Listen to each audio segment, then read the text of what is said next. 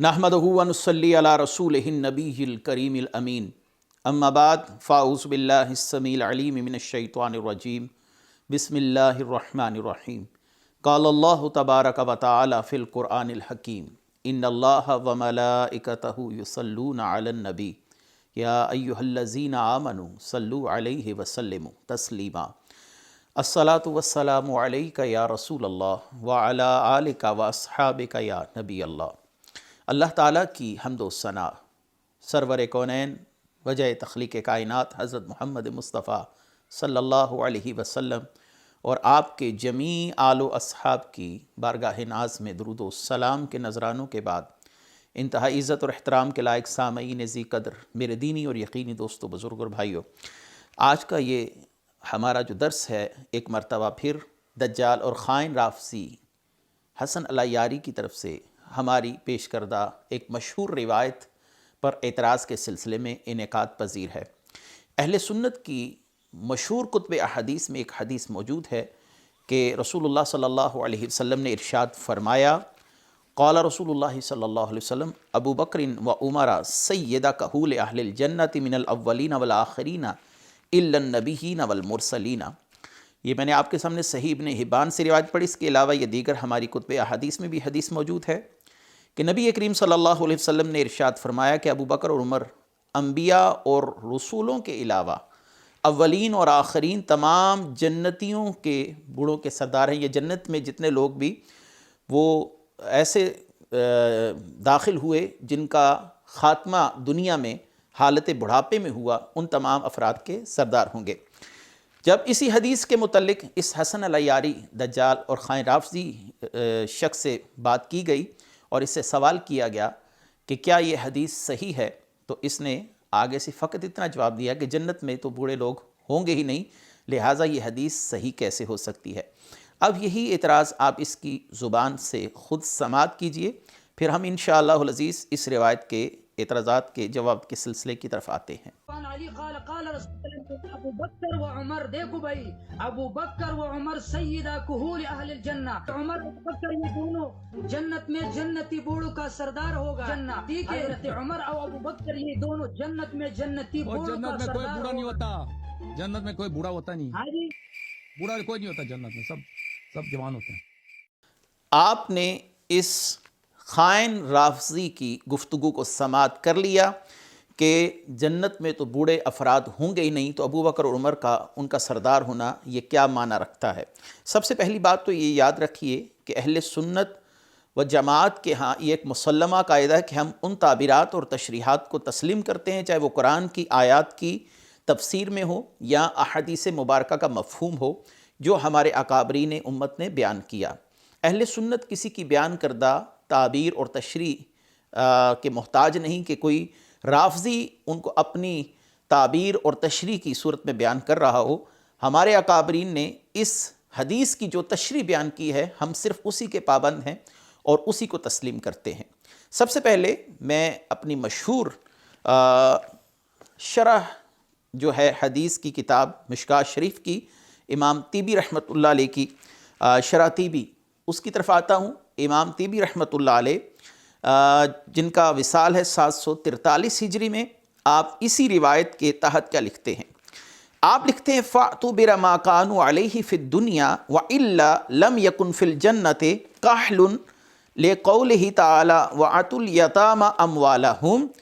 के यहाँ पर एतबार किया जाएगा कि उस हालत पर जिस पर दुनिया से कोई शख्स गया। इसका ये माना नहीं है कि जन्नत के अंदर कोई शख्स बूढ़ा होगा तो जन्नत के बूढ़ों के सरदार से का जो यहाँ पर कहा कि जन्नती बूढ़ों के सरदार होंगे, तो यहाँ पर यह माना मुराद लेना कि जन्नत में लोग बूढ़े होंगे। व इल्ला लम यकुन फ़िल जन्नति कहलुन, हमारे अकाबरीन ने लिखा यहाँ पर यह मुराद नहीं कि जन्नत में कोई बूढ़े होंगे तो ये उनके सरदार होंगे। यहाँ पर एतबार उनकी दुनियावी हालत का किया गया है, जैसे कि अल्लाह ताला ने कुरान में सूरह निसा में کیا فرمایا؟ وَآتُوا الْيَتَامَ أَمْوَالَهُمْ، جب تمہارے پاس یتیم آئے تو ان کا مال دے دو، یعنی یتیم جب بالغ ہو کر تم سے اپنا مال لینے کے لیے آئے تو تم اس کا مال اس کو واپس لوٹا دو۔ یہاں پر اس شخص پر یتیم کا اطلاق اس کی پچھلی حالت کے اعتبار سے کیا گیا، اب وہ چونکہ شرعی طور پر بالغ ہو گیا ہے اس پر یتیم کا اطلاق نہیں کیا جا سکتا، جو یتیم کا اطلاق کیا گیا وہ اس کی پچھلی حالت کے پیش نظر کیا گیا۔ تو ایسے ہی اس روایت کے اندر جو کہا گیا کہ ابو بکر و عمر سید کہول اہل الجنتی، کہ ابو بکر اور عمر یہ جنتی بوڑھوں کے سردار ہیں، تو یہاں پر اعتبار دنیاوی کا حالت کا ہے، جنت میں تو کوئی شخص بوڑھا ہوگا نہیں، وہ لوگ جو حالت بڑھاپے میں اس دنیا سے رخصت ہوئے،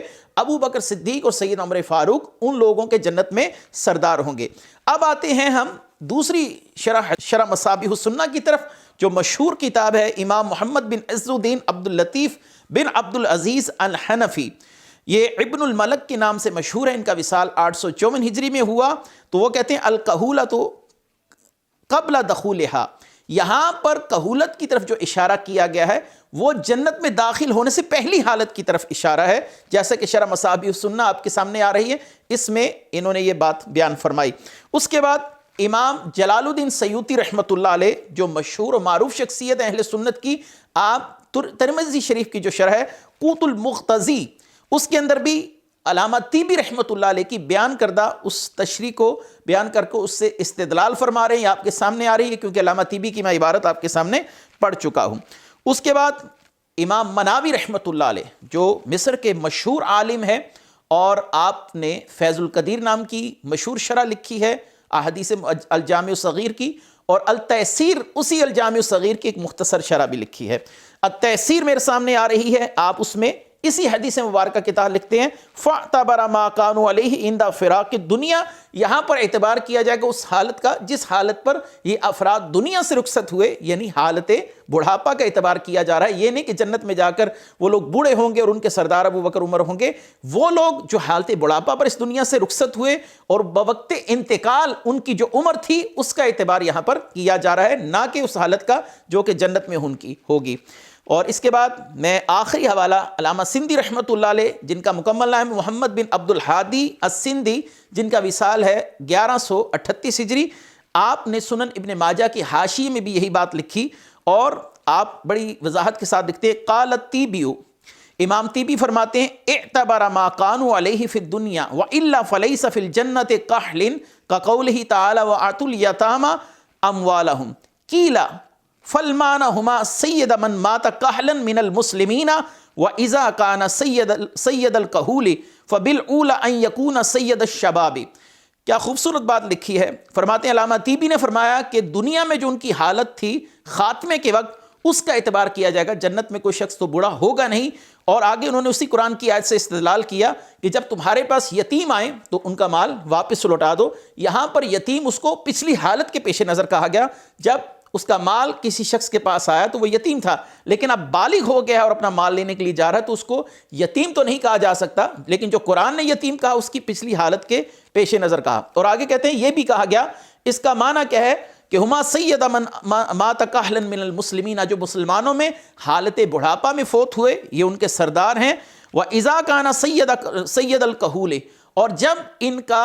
بوڑھے لوگوں کا سردار ہونا ثابت ہو گیا تو بطریق اولا نوجوان جنتیوں کا سردار ہونا بھی ان کا ثابت ہو جائے گا۔ یعنی یہاں پر یہ اشارہ ہے کہ جیسے حضرت علی رضی اللہ تعالیٰ عنہ جنت میں امام حسن حسین سے افضل ہوں گے، کیونکہ رسول اللہ صلی اللہ علیہ وسلم نے فرمایا تھا وَأَبُوهُمَا خَيْرًا مِّنْهُمَا، کہ ان کے والدین سے بہتر ہیں، اور شیخین کریمین کا حضرت علی رضی اللہ تعالیٰ عنہ سے افضل ہونا ثابت ہوا، تو پھر اس لحاظ سے شیخین کریمین کا حسنین کریمین سے جنت میں بھی افضل ہونا ثابت ہوگا۔ یہ علامہ سندھی رحمۃ اللہ علیہ کی بات کا میں نے خلاصہ آپ کے سامنے پیش کر دیا۔ آپ کے سامنے میں نے 5 اہل سنت کی مشہور و معروف شروحات حدیث سے حوالہ جات پیش کیے کہ اس روایت کی تفصیل کیا ہے، اس کی وضاحت کیا ہے، اس کا مفہوم کیا ہے، اس کی تشریح کیا ہے، لیکن اس راوی نے صرف ایک سطر میں کہا کہ جنت میں بوڑھا تو ہوگا نہیں، لہٰذا یہ حدیث صحیح کیسے ہو سکتی ہے۔ تو امید ہے کہ ہمارے قارئین نے اس مسئلے کو وضاحت کے ساتھ سمجھ لیا ہوگا۔ وآخر دعوانا ان الحمد للہ رب العالمین۔